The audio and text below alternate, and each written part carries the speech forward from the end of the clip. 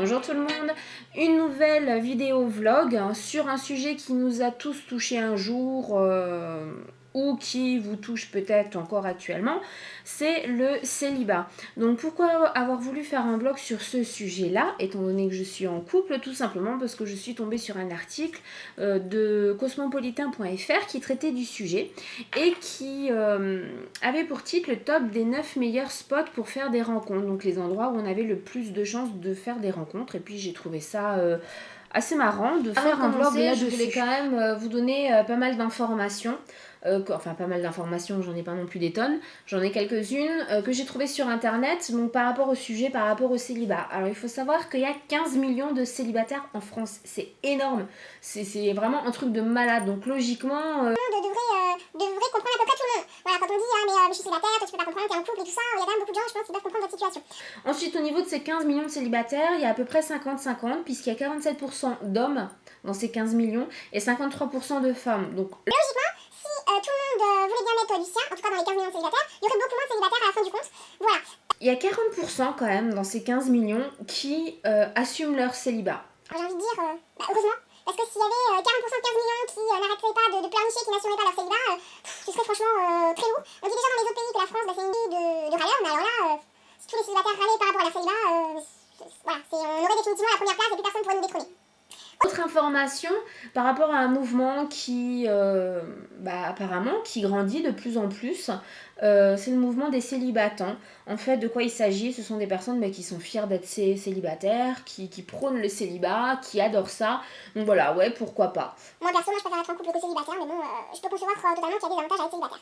C'est quelque chose aussi de plus en plus banal, oui, parce que voilà, être en couple...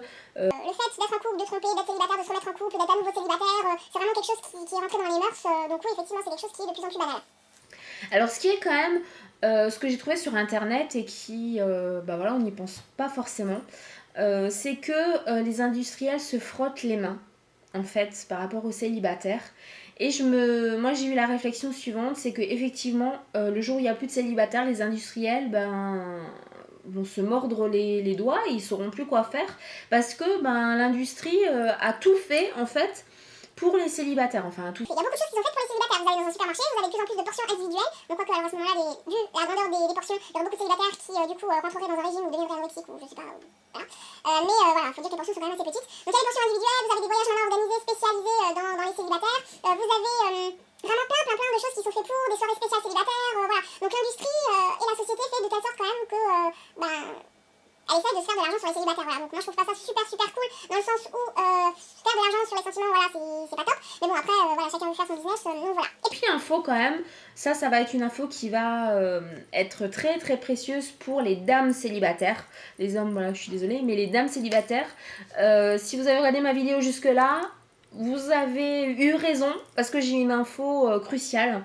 Apparemment les célibataires suisses sont les meilleures parties, dans le sens où si vous cherchez quelqu'un qui n'a pas de souci d'argent, c'est en Suisse qu'il faut aller. Pourquoi? Parce que 29,4% des célibataires en Suisse gagnent plus de 3 000 € par mois. Donc voilà, en comparant par rapport à la France, si on reprend les 29,4%, en Suisse ils gagnent plus de 3 000 € et en France il y a une moyenne de 1 400 €. Donc voilà mesdames, si vous voulez trouver l'âme sœur et que ce soit un bon parti du côté financier, voilà, pourquoi pas aller en Suisse.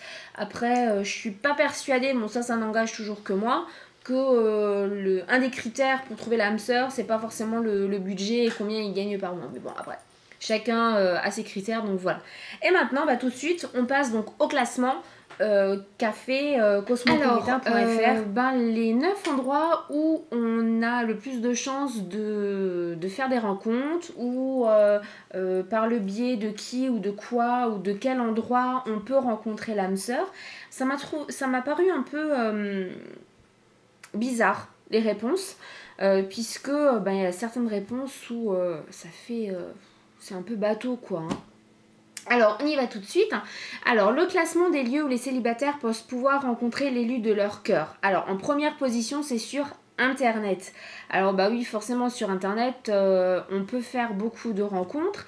Maintenant, trouver l'élu de son cœur, je suis pas sûre qu'on trouve forcément sa moitié sur Internet, mais il y a quand même 50% des célibataires qui pensent que... enfin, on a 50% de chances de trouver son âme sœur sur Internet. Donc oui, pourquoi pas essayer. Bon, de toute façon, en général, quand on est célibataire, on est inscrit sur au moins un site de rencontre pour optimiser les chances, j'ai envie de dire. Voilà. Maintenant, C'est clair que sur Internet, il y a beaucoup plus de bolos qu'autre chose. Hein. Il y a quand même 98% des gens avec qui vous discutez qui ont envie que d'une chose, c'est un plan dans soi et basta quoi. Donc je pense qu'il faut quand même avoir de la patience, avoir aussi beaucoup de chance pour trouver l'élu de son cœur sur Internet et faire un sacré tri et peut-être avec l'expérience, on arrive mieux à les cerner, je sais pas. Voilà, donc pourquoi pas sur Internet. deuxièmement, via des amis, à hauteur de 48%. Alors, oui et non. Moi, j'ai envie de dire les célibataires qui pensent que ça va être leurs potes qui vont leur trouver l'âme sœur, je suis pas certaine. Parce que... En général, les potes, ils sont peut-être pas très objectifs sur votre personnalité, comment vous êtes. Ce sont vos potes, donc forcément, ils vous apprécient. Donc ils vont pas vous trouver mille défauts. Et encore moins mille choses qui vont pas chez vous. Donc ils vont vous proposer, ils vont vous dire, ah bah tiens, j'ai tel et tel qui est célibataire, je pourrais te le proposer, il est trop bien, tu verras, il est super sympa, il a de la conversation, c'est vraiment quelqu'un qui peut te convenir. Et si on accepte ce genre de rendez-vous, ce qui peut arriver, c'est qu'on se retrouve en face d'une personne qui n'est pas du tout comme on l'avait imaginé. Ça arrive aussi sur internet quand les photos sont pas les vraies photos de l'utilisateur.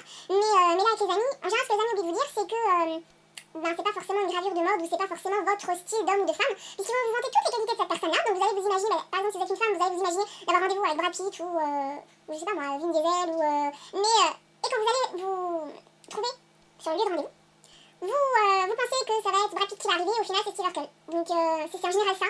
Ou alors il y a un côté caché que vos amis vous ont pas dit sur cette personne-là, des choses tout bêtes, un tic, ou je sais pas, mais il y a quelque chose qui en général ne colle pas. Donc via les amis, je suis pas franchement sûre que c'est la bonne solution, hein. Demandez aux potes de vous trouver l'âme sœur. Troisième position dans un bar, à hauteur de 39%. Alors, comme je l'ai dit au début de cette vidéo, ce vlog de toute façon, ce sont mes impressions à moi. Hein. Donc ça n'engage que moi. Dans un bar, je suis pas certaine. Dans un bar, alors ça dépend si vous êtes un homme ou si vous êtes une femme. Donc je vais prendre l'exemple si vous êtes une femme puisque je suis une femme, donc je peux pas vraiment me mettre à la place d'un homme. Mais quand on est une femme et qu'on se trouve dans un bar, je suis pas sûre qu'en général les gens qui vous entourent, il y a une chance que votre âme sœur soit dans ces gens-là. Parce que si vous êtes dans un bar le soir, vous allez souvent tomber sur quelqu'un qui va avoir envie d'un coup d'un soir ou quelqu'un qui a un coup de trop dans le nez, donc forcément il y a un risque qu'il capte pas du tout ce que vous lui expliquez ou il se souvient même plus des conversations que vous avez eues. Donc ouais, c'est moyen quand même. Moi je pense pas. Enfin bon voilà, en troisième position pourquoi pas, mais voilà. Quatrième position, à l'école ou au travail. Alors, effectivement, on dit souvent que c'est au travail. Ouh, j'ai la lumière qui vient là de ce côté, c'est horrible. Là, j'ai un côté noir, un côté. Là, j'ai mon côté obscur en fait, j'ai l'impression. Bon, c'est pas grave, je continue, je coupe pas la vidéo. Au travail, c'est vrai qu'on dit souvent que c'est au travail qu'on a le plus de chances de rencontrer l'âme sœur. Pourquoi ? Parce que c'est en général au travail qu'on passe le plus de temps au courant de notre vie. Donc, c'est là où on est le plus souvent. Donc, forcément, c'est là où on a le plus de chances de rencontrer l'âme sœur. Jusque-là, oui, je veux bien. Après, ça peut être risqué quand même d'avoir des relations au travail parce que bon, ça dépend. Hein. Forcément, si vous changez de moitié tous les 5 matins, forcément votre réputation va pas être top si en plus vous choisissez que des collègues de boulot. Mais oui, pourquoi pas. Après, peut-être éviter votre patron, c'est toujours mieux parce que bon, La Promotion Canapé, ouais, ça a été un super beau film, il est génial, une super comédie, mais alors dans la réalité, ça peut vous apporter plus d'emmerde que d'avantages. à l'école. Alors à l'école, c'est super compliqué ça, parce que à l'école, c'est-à-dire, c'est à l'école quand on est encore lycéen ou qu'on est à la fac, ou à l'école quand on va emmener ses enfants à l'école. Alors, quand on est au lycée, oui, pourquoi pas. Effectivement, on peut rencontrer l'âme sœur au lycée. Moi, mon conjoint, je l'ai rencontré quand j'étais au lycée. Bon, il n'était pas dans le même lycée que moi, mais oui, c'était au lycée, donc je vais pas dire que non, surtout pas. Après, quand on emmène ses enfants à l'école, alors il y a la possibilité que vous soyez déjà en couple. Donc si vous êtes déjà en couple et que vous pensez trouver l'âme sœur quand vous emmenez vos enfants à l'école, c'est que vous n'êtes pas heureux dans votre couple. Et donc du coup, déjà, il faut peut-être faire se poser les bonnes questions dans votre tête et faire, je sais pas moi, faire un peu le tri. Je sais pas, ranger vos idées dans des tiroirs bien placés parce que ça risque d'être un gros bordel en fait si vous avez déjà ça en tête. Le fait d'être en couple, d'emmener vos enfants à l'école et de vous dire ah mais je vais peut-être tomber sur l'âme sœur alors que vous êtes déjà en couple, c'est source d'embrouille, à mon avis en tout cas. Donc ça c'était à l'école et au travail à hauteur de 37%. Cinquième position dans la rue, dans le métro, grâce au hasard qui fait parfois bien les choses à hauteur de 35%. Ouais. Moi je mettrais quand même juste un bémol, c'est que de plus en plus les gens, ils sont stressés, ils courent toute la journée.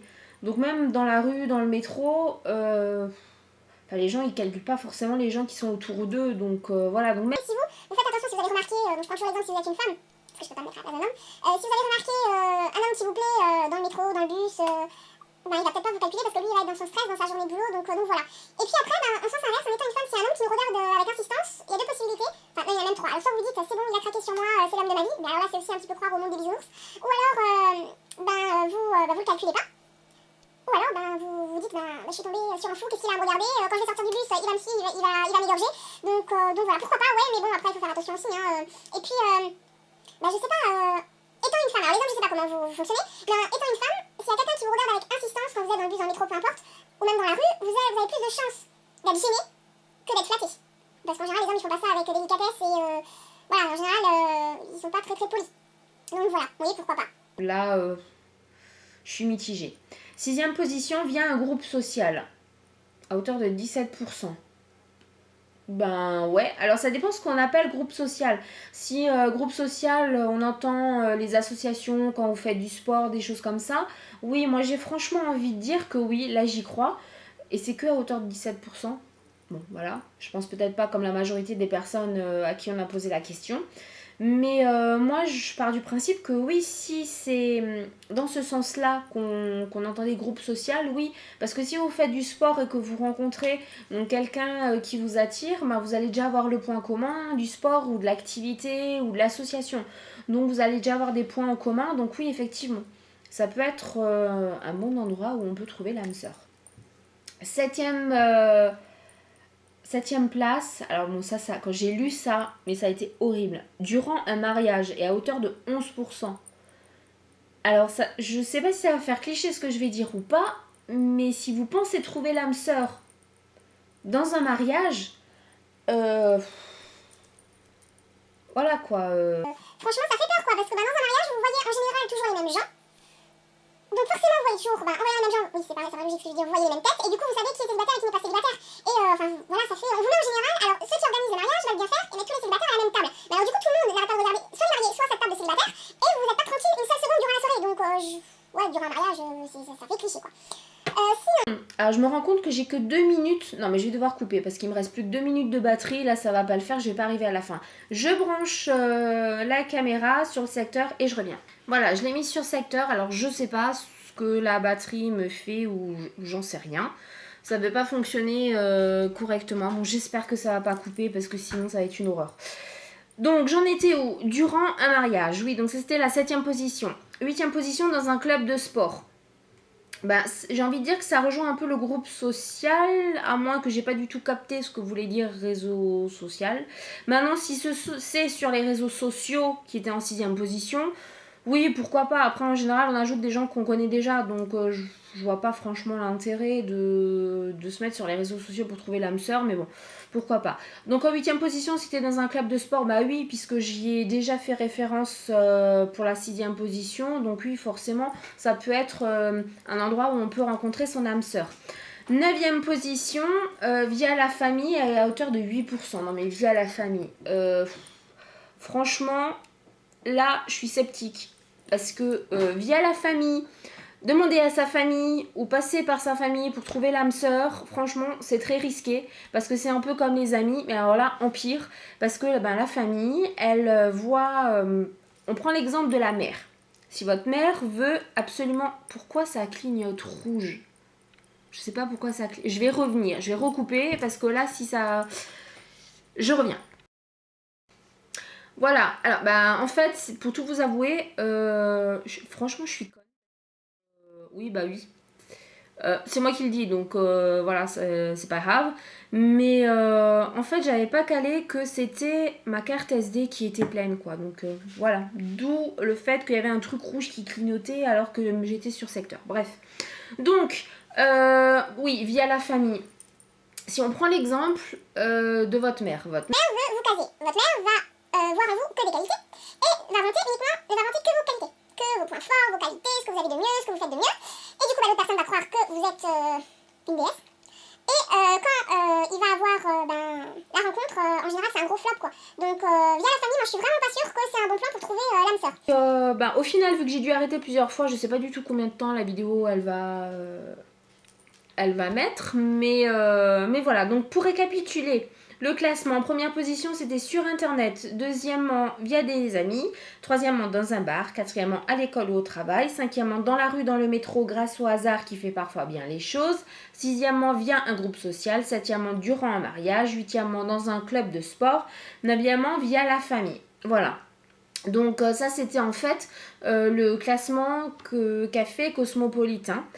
Voilà, j'espère que cette vidéo vous aura plu, enfin cette vidéo, ce vlog qui vous aura intéressé. N'hésitez pas comme toujours à aimer, à le partager pour que vos amis et vos contacts sur Facebook, sur YouTube, sur les réseaux sociaux, etc.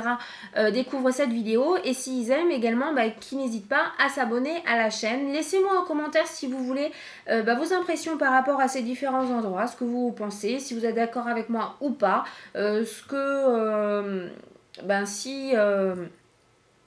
impressions sur ce classement et vous avez plein d'infos en barre d'infos forcément, je sais, ça paraît bateau de dire ça, mais voilà. Voilà, je vous dis à bientôt pour d'autres vlogs et j'espère que cette vidéo vous aura plu.